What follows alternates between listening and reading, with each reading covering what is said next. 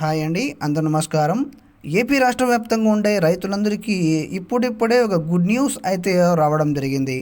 అది ఏమిటంటే, రైతులు ఎప్పుడెప్పుడా అని ఎదురు చూసే అన్నదాత సుఖీభవ మరియు పీఎం కిసాన్ 18వ విడతకు డబ్బులకు సంబంధించి రాష్ట్ర ప్రభుత్వంతో పాటు కేంద్ర ప్రభుత్వం కూడా శుభవార్త అయితే చెప్పింది. అదేవిధంగా ఈ డబ్బులు అన్నదాత సుఖీభవ మరియు ఈ పీఎం కిసాన్ డబ్బులు ఎప్పుడు పడతాయి, దీనిలోని భాగంగానే ప్రభుత్వం కొన్ని అన్నదాత సుఖీభవకు కొన్ని కొత్త రూల్స్ అనేది తీసుకురావడం జరిగింది. అదేవిధంగా పీఎం కిసాన్ 17వ విడతకు చాలామందికి అమౌంట్ అనేది ఈ 2,000 రూపాయలు పడలేదండి.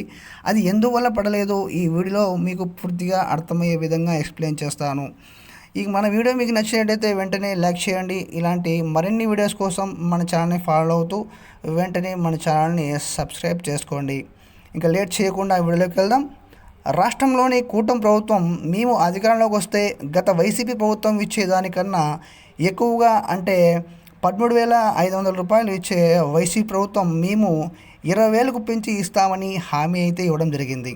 అదేవిధంగా పీఎం మోడీ గారు కూడా అధికారంలోకి రాగానే 17వ విడత పీఎం కిసాన్ 22,000 రూపాయలు అనేది వేయడం జరిగింది. కానీ చాలామందికి 17వ విడత డబ్బులు పడలేదు.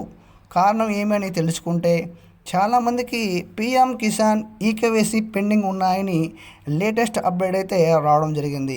కాబట్టి ఎవరైతే ఈ పీఎం కిసాన్ 17వ విడత డబ్బులు పడలేదో వారు సచివాలయానికి వెళ్ళి లేదా మీ సేవా సెంటర్లలోకి లేదా సిఎస్సి సెంటర్లకి వెళ్ళి పీఎం కిసాన్ ఈకేవైసీ అయితే చేయించుకుంటే రాబోయే 24 గంటల్లోగా అమౌంట్ అనేది మీకు పడడం జరుగుతుంది.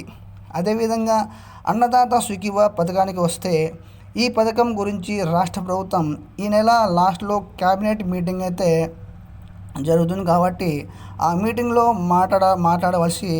మాట్లాడి విధి విధానం అనేది ఖరారు చేస్తారని చెప్తున్నారు.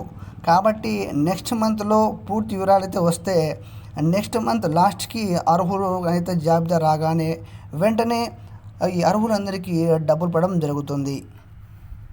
ఈ అన్నదాత సుఖీభవ లేటెస్ట్ అప్డేట్ ఏమిటంటే, ఎవరైతే ఈ పంట వేసి ఉన్నారో వారికే ఈ అన్నదాత సుఖీభవ డబ్బులు అనేది పడతాయని లేటెస్ట్ అప్డేట్ అయితే రావడం జరిగిందండి. కాబట్టి ఎవరైతే పంట వేస్తున్నారో వాళ్ళ యొక్క పంట ఎవరైతే వేస్తున్నారో వారికి మాత్రం ఈ అమౌంట్ అనేది పడడం జరుగుతుంది.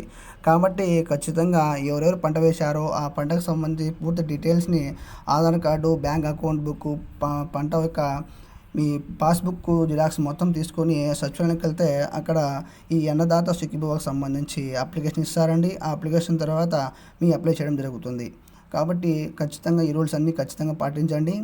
ఈ వీడియో మీకు నచ్చినట్లయితే వెంటనే మన ఛానల్ని సబ్స్క్రైబ్ చేయండి. అదేవిధంగా లైక్ అయితే చేయండి.